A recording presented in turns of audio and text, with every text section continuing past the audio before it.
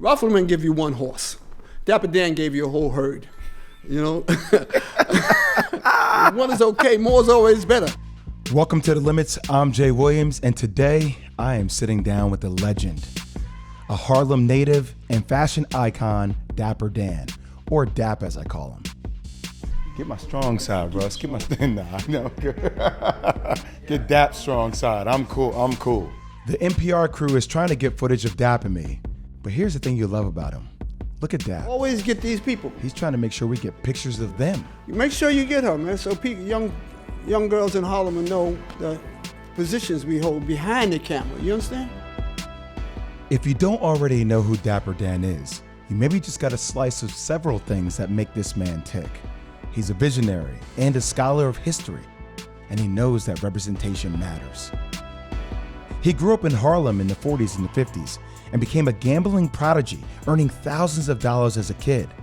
He got involved with drugs as a teenager and briefly went to prison. But when he got out, he pivoted hard, and he opened his namesake store in Harlem in 1982.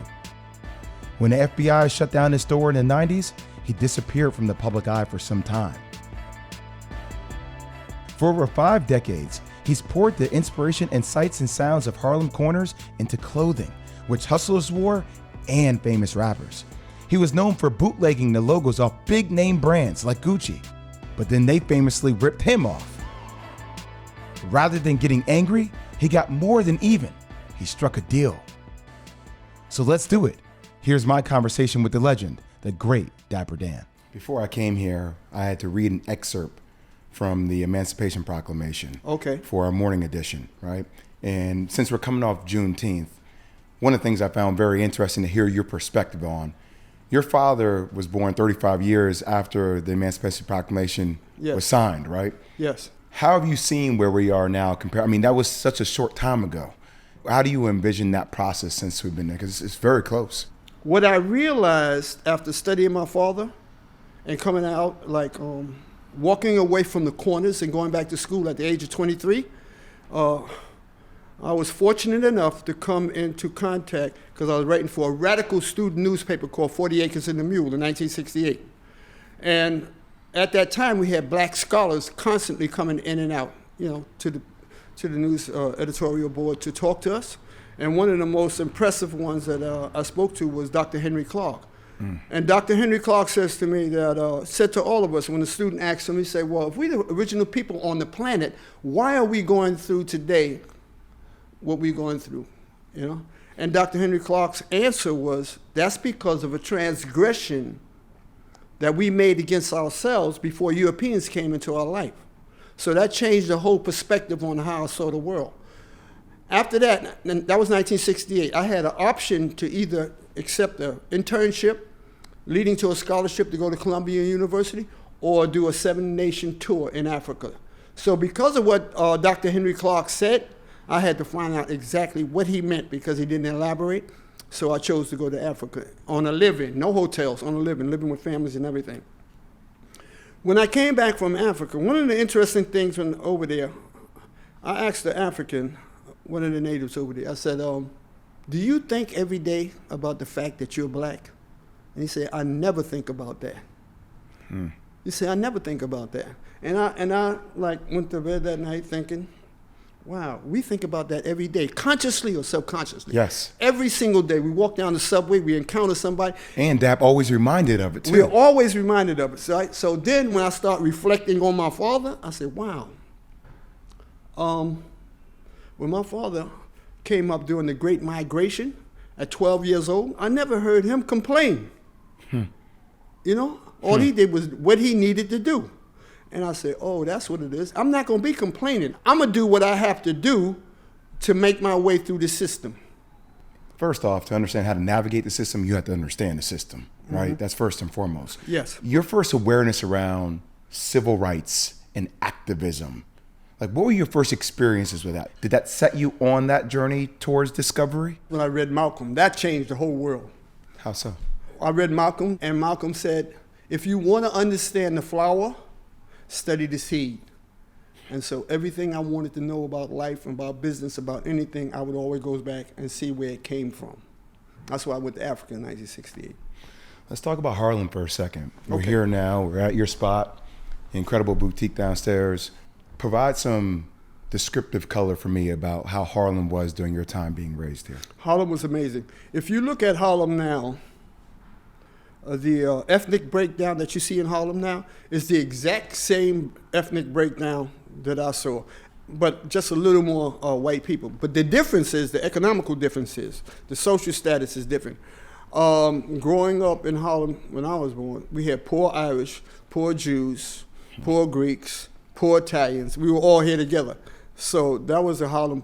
In fact, that was a community that will never be seen in the world again. And that's the Harlem that I grew up with. You It know, wasn't a race thing, it was an economic thing. Yeah. it was economical Yes. thing, so we would smash together. It was a gumbo here in Harlem, you know. So that's what it was like, and we learned from each other, you know.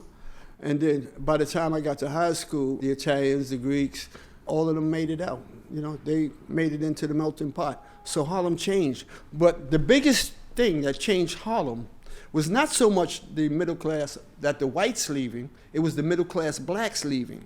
Because in the 50s, right, you had redlining, right, and segregation. So the middle class blacks was forced to be here with the rest of us, you know. But when redlining, when banks started allowing blacks to move into the other suburban community, and whites was more open to that, all the middle class blacks left. Like you hear stories about Sugar Hill. Sugar Hill had the sugar on it. Those were sugar sweet black middle class people living on Sugar Hill, man. Miles Davis, people Yeah, like and that, when right? we Yeah. went to church with middle class blacks and stuff. And then they all left. They left, and then we no longer saw stars. We no longer saw those images. And then coupled with that, the drug epidemic hit in the 60s, and that destabilized us. That was the final nail in the coffin to take Harlem downhill. So the educational component in the 50s, since the middle class everybody was grouped together, I mean, that's the trickle down of how everybody was raised and rose together as a collective one. But you remove that middle class, Yes. and it's about survival. That's right, exactly. And it's about the absence of images Yeah. and interaction. You know, Dap, I'm 40 years old.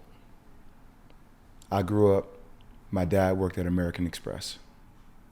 First black executive I ever saw was a guy named Ken Chenault, ran American Express. I often think about how fortunate I was to have a dad that I saw him achieve that it let me know at a very young age, well, I can do anything. And I think about my child who's 4, growing up having a black president. It's just part of the fabric, the DNA. Since I found out we were going to be doing this interview, I spent a lot of time thinking about how do you create a vision when there's not a vision for you to actually see? Like, you have to imagine it. You have to dream it. My father only went to the 3rd grade. And when he came up here, he left at 12 years old. Never saw his family again. He came from Emporia, Virginia, a little town, population 6,000 when he left Emporia, Virginia. And he came up here. And in studying him and what he went through, and never went back, and had to teach himself how to read so that he can pass the civil service exam to get a job working for the housing authority. I said, oh, there it is. So I put all these elements together, you know. But the overall thing, the biggest lesson I learned from looking at those people who made it, the difference between those who made it and my father is that I learned from my father how to fail and succeed. And that's something I didn't learn from successful people, because when I looked at successful people, you know, they know how to do good, but they don't know how to do bad. Or you just don't have access to all the bad because you see the good. Yeah, but I'm saying in the event that you go down, I've seen what it looks like now, you know. Even now, the choices that I made, I say, this system can't break me, because, you know, what they consider doing bad is normal for me. You know, they can't threaten me with not having anything, because I grew up not having anything. You understand? So I notice a lot of people get broke on that. Damn, that's so it's because it feels like there's so many opportunities for people these days, but there's not that kind of mentality that my back is against the wall. I have no other choice but to make it. But I am curious where you see the rest of the world as it relates to that same drive, that ambition. Because I feel it from the moment you walked in this room. Even if it's the way, hey, I need you guys to take some pictures. I need, you know, I want to show the people behind the cameras, not just the people that are sitting in front of the cameras. I want Yes. to pinpoint where we are and how we're moving forward, but there's a direction, there's an ambition there. And thank you for answering that, because it's vision. You have to see it, and that's what I tell them all the time. Everywhere we go, I tell them, take pictures of the people behind the scene, because young black and brown people in Harlem, they don't get to see productive people except for the ones who are being interviewed. You follow me? So I'd like them to take pictures of everybody, everywhere, in all our positions, wherever we go, so that they can see that. So I knew that I grew up in Harlem. I saw the stars, I saw the educators, I saw all that. But when they vanished, there was no images for them to see. So I know how important images to see. The public school that I went to, Langston Hughes lived right across the street, you know? And I'm reading poems by Langston Hughes. I saw all these things. These young people today don't see that. So I want these visions. I want them to be able to see these things. I want to be able to talk about these things. That's why I never left Harlem. No matter what, I'm not leaving Harlem, because I know how important it is for them to see me. Young kids saw me on the train the other day. They said, Dapper, damn, I never thought I'd see you on the train. I said, son, I'm on the train so that I can see you. You know what I'm saying? Because I know what it is to see somebody who can transition from where they are. To know where you want to go, you have to know where you came from, right? So I want to go back to this hustle element, because I've read so much about you, Dap, and about your proficiency and numbers and statistics, and how you can take something from gambling and be able to turn it. Even your story about going to prison for a short stint. I am so curious about your thoughts on mass incarceration of black people, and how you were able to utilize that time, even though it was a month. It wasn't that long of a time, but still, that's an inflection point.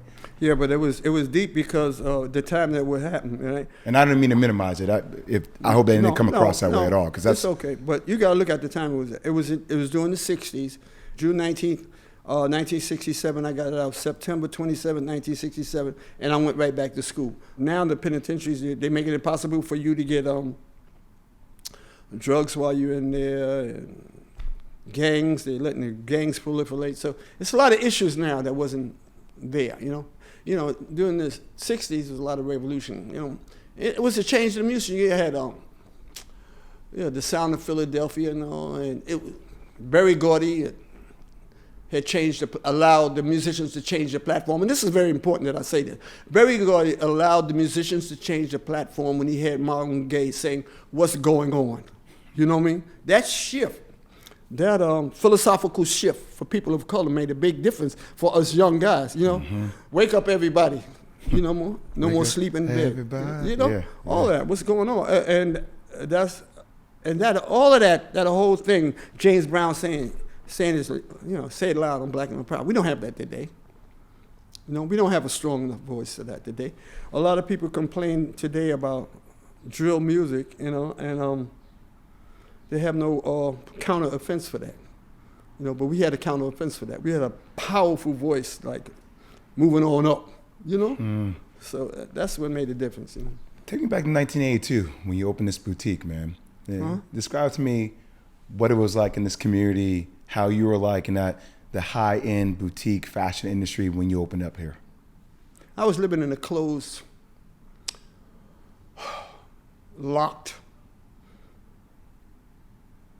social status. When you study my story, you see, I catered only to gangsters and hustlers. The reason being is I wasn't accepted by middle-class blacks. They didn't understand what I was doing. Why do you think that was? I think they were fixated on vertical mobility, that they didn't look around and see what was going on. You know what I mean? When you go back into the 80s, when I was doing all this in 1987, there was only one. The European publication was the first ones that recognized me. And then from there, all these other people started recognizing me. All these European magazines and fashion magazines. Middle-class blacks didn't see me. I got honored by Ebony 2 years ago for the first time, after 30-something years. Now, I give speaking engagements at FIT, at Parsons, at the Museum of Modern Art, at the Schomburg. I give museums in Africa, in Europe. But I was never recognized, and I don't fault them for it, but we just have to open up our eyes, They saw what I was doing as like, he's just using their images. And they have no clue this is what history does. You know what I mean? We take whatever we are given and we make something out of it. Who came here speaking Who came here speaking English? Look at the music. Our music, we export more culture than any other group in the world. African Americans do. People of color in North America and South America export more culture in terms of music and other aspects of culture than any other group. The whole world is watching us. Take me through Logomania and how you Yes. started that. All the symbols about America is founded on symbolism. The flag, you know, everything you see, the pyramid on the dollar bill, you know what I'm saying? The eagle with the 13 arrows and the 13 feathers, you know, and the 13 steps in the eye. So I got into symbols early on. And so when I opened up the store, symbolism was already a big part of my life. And a guy came in the store and he had a Louis Vuitton pouch. And it was like, Louis Vuitton pouch is $5 worth of vinyl. Everybody got super excited about that pouch, you know? And I looked at that and I said, they are fascinated, but it's the symbols. It's the symbols. So I thought to myself, damn, if I could have them walking around looking like that pouch, imagine what I could do. You know, so I went to work, going back to what Malcolm says, study if you want to understand the flower, study see. So I taught myself everything about textile printing and began to print them symbols and use them in a way that they've never been used before. How so? So Ralph Lauren gave you one horse. Dapper Dan gave you a whole herd, you know. I love it. You know what I'm Just saying? a slight twist on it, yeah. Yeah, so, more is always, if one is okay, more is always better. So I started using, and if you want blues and blacks and grays, which is the European way of, portraying culture, I say, I'm gonna give you yellows, purples, and and pinks and every color in the rainbow. So that's why you hear me say, so I took symbols and Africanized them or blackenized them. And so that's how this whole thing with Logomania caught on. So I say, if it looks good on your body, why don't I just do your furniture? Why don't I do your car? Anything you could think of. Tell me about your first collaboration that really launched you into the next echelon of your success. I mean, some of the hip hop names of artists that you've been able to collaborate with, from the Eric B to the Rakims to the LL Cool J's, I mean, the it type of people. Tell me how all that came together. Fortunate for me, I had 3 older brothers and so that enabled me to witness music in 3 different levels, So my brothers grew up with jazz, and my mother grew up with the blues. I grew up with rock and roll. But I noticed how all these different levels had a different costume, what I call a costume, And the artists would dress different for each musical equation, So I said, and I began to notice. And now my brother and them was fixated on jazz, and their influence was the Rat Pack, Sammy Davis Jr., Frank Sinatra, Dean Martin, that whole crew, and they had their own style. So music, I noticed early on that music, the other side of the coin of music is fashion. So when the rap artists started coming to the store, I was always, I always had knowledge of how this evolves, right? So when they come, I ask them, well, how you want to look? How you want to feel? They say, I want to look like the Hustlers. So I took them to a new level of that. So you have all these celebrities rocking Logomania, representing the brand moving forward. And I want to bring you to a day because, when you have logos from Fendi, Louis Vuitton, Gucci, you went through a moment with Fendi raiding your store. The one with Fendi? Yeah. Fendi was an interesting story because yeah, take me through that. The lawyer representing Fendi, who was serving me the cease and desist orders. The cease and desist orders means they come, they shut you down, they take anything that you have with their logo on it and any equipment that you use to make that. That gives them the power to do that, right? And one of the lawyers who was representing that, the key lawyer who was representing that, was, she's a justice of the Supreme Court now, Sotomayor. When she came in and she raided the store, right, she said, wow, look at this is amazing. He belongs downtown. But she commenced the raiding and taking everything. So that was the major raid. I didn't fight that vigorously. Had I fought that vigorously, history would have been changed because I didn't know at the time because I wasn't privy to the law concerning trademark, and so they ended up litigating against me, and they took everything. Had I known, all I needed to do was go downstairs in City Hall and examine the records. All I had to do is commit. I would, commit. Okay, I made a mistake. I'm sorry, and I could have paid a $5,000 fine. As opposed to that, I lost $250,000. Wow, you lost $250,000. That's right. I had a 2,000 square foot factory on 120th Street, and I had a 3-story building on 125th Street. And this was loaded with machines. I had 23 Africans sewing, 12 in the daytime and 11 at night for 365 days a year for 9 years straight. So Dap, did you ever think about, like, while you were putting things in motion and creating this unique product, that am I doing something wrong here, or you're so locked into the process that you didn't spend time thinking about that? I was, I think crime might have been the first thing I learned. Crime, the type of crime that to us, that wasn't even crime. You taking something that's not tangible. Huh. Crime to us was you taking something tangible. Taking somebody's life. You're doing something. Their goods or something like that. So I never thought of it that way. Huh. How'd you stay afloat during those rough times, man? By thinking about my father and what he went through, there's nothing I went through that was greater than the challenge of the first migration, the first great migration came to the South. I saw some horrible living conditions. I was born in the worst neighborhood in Harlem, East Harlem, flat houses. You might look under my sink and yell at your neighbor, rats, roaches, everything. So take me through this moment in 2017 with Gucci. Oh, amazing. Sometimes I get frustrated at the internet, Dap, right? Because I think sometimes a lot of the negative things trend instead of seeing the incredible things or the opportunities that come along with it. But there was this inflection point that happened for you with Gucci in 2017. Take me through that process. Everything that I did in fashion prior to 2017, I never thought I would get credit for. I saw Tom Ford, I saw all of them appropriate the designs and stuff on them.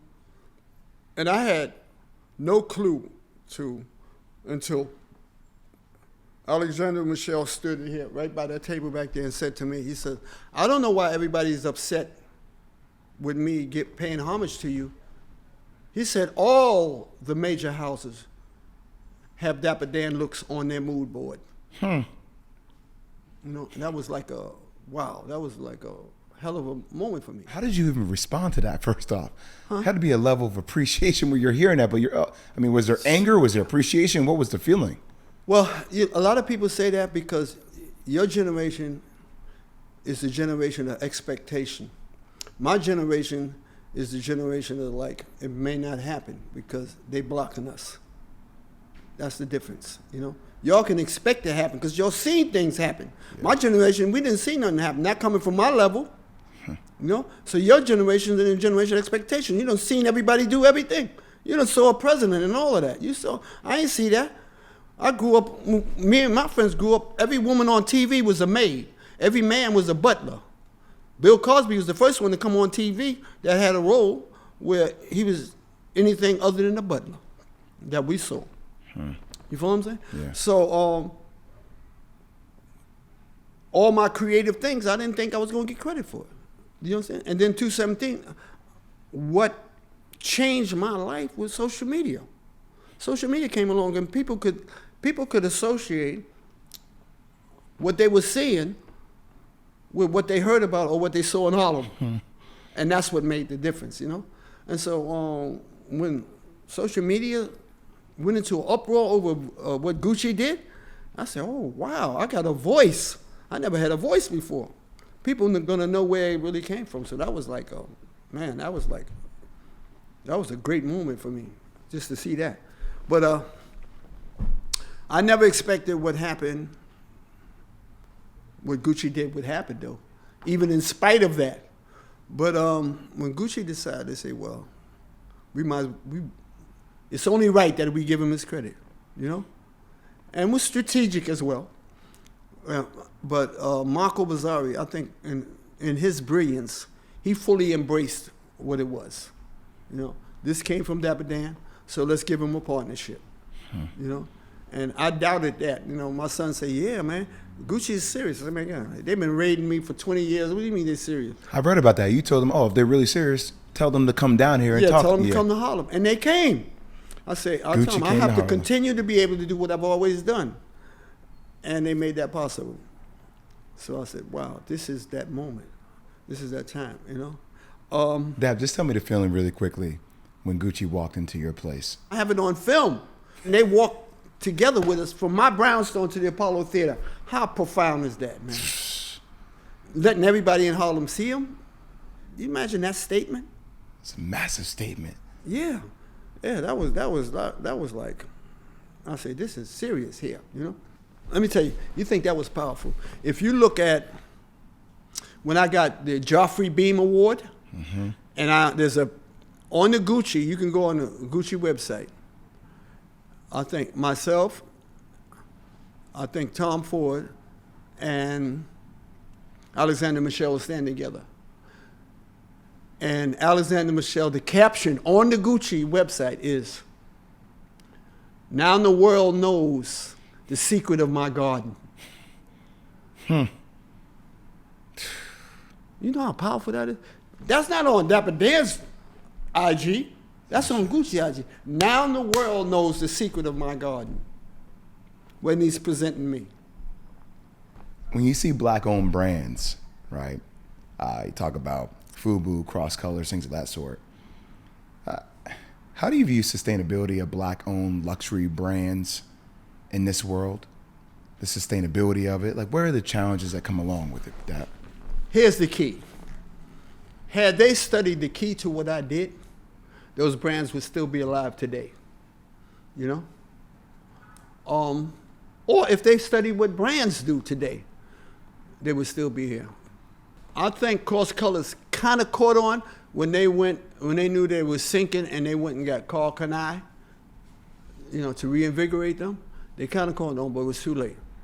They created an identity that was only suitable for the period, that certain period. You know, they dated themselves. All right. What did I do to make me successful? I never allowed myself to get fixed in a certain identity. When every artist that came to me and all my clients came to me, I didn't create solely from myself. I asked them, I looked at their lyrics, I looked at their lifestyle and the message they want to bring. And I created from that. So I became every artist. And throughout time, I kept dealing with different artists and representing what they want to say, you know, and how they want to look. The same thing I did with the Yankees. Here's an example. Eric B. and Rakim. When you see the jackets that I did for them in the 80s, Rakim has on the back of his jacket the 5% symbol to represent that. So I knew that's who he was, so I represented him that way, but with the same symbols. Eric B. is a swag man, so I represented him with the Gucci on the back with swag that way, right? Then you had Jungle Brothers came. Their rap was, and their look was about Afrocentrism.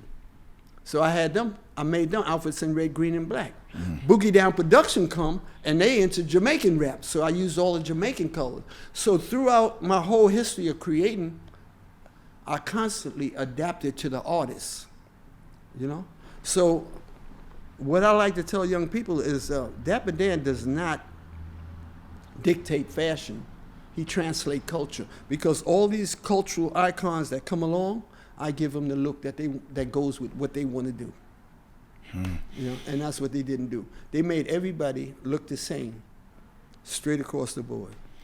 I'm so fascinated by this because you're still going. Obviously, another collaboration with Gap. You're still doing a lot. But I am curious, along your journey, who do you see as up-and-comers that maybe carry the same swag or vision that you have incorporated into the game?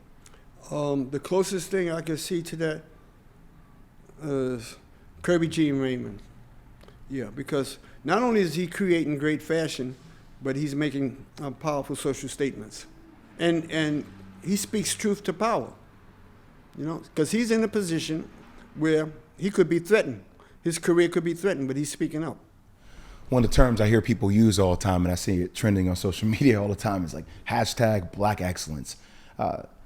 Through your upbringing and all your experiences, how does Dapper Dan define Black excellence? I see it as people who commit themselves to something, a cause or a profession, and through their ability, they take it to levels that it hasn't been taken before, or reach levels that others can't reach. That's what Black excellence means to me. Well, there's no doubt, man, what you've been able to achieve and what you're still achieving and where you're going. That you're a visionary and you're part of that success story, man. This has been one of the most incredible learning experiences I've had in my life, just sitting here hearing the knowledge, the history of Harlem, and how you've battled through. Like, this whole show is based upon, it's called The Limits, right? Because I feel like we all have things that can inhibit how we move or how we decide to move, but there's a mentality that you have that is so unique. It's a relentless spirit there. I almost feel like that, in a way, like you were going to be successful regardless of whatever it was in your life, that you had that kind of passion, that kind of drive.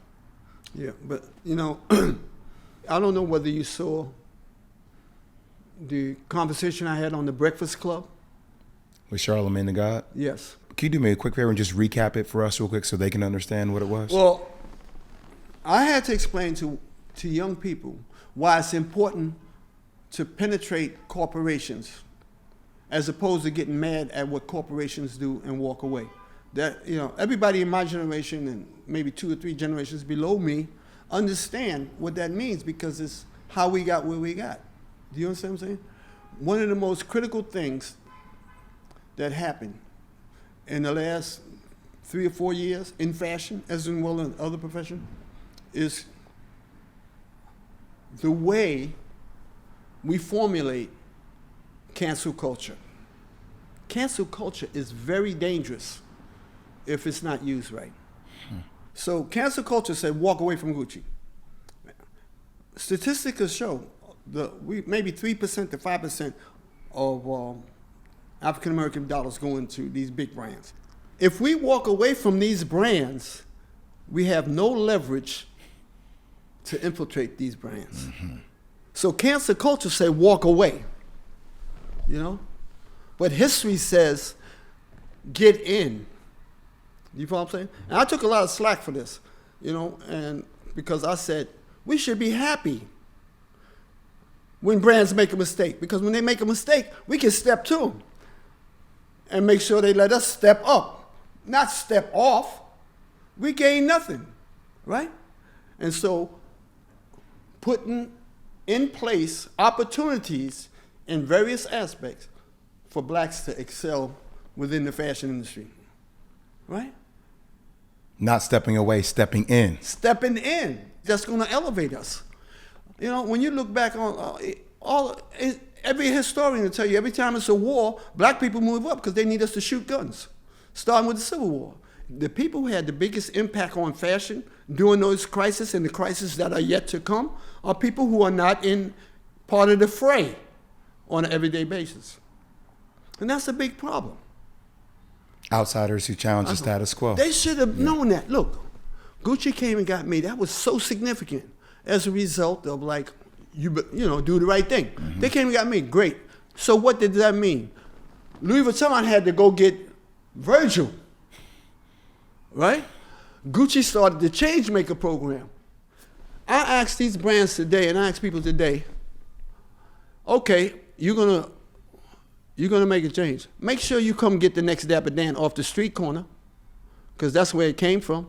Make sure you come get the next Jay-Z, because what would the culture be like if it didn't start from the corners, if we don't go in the corners?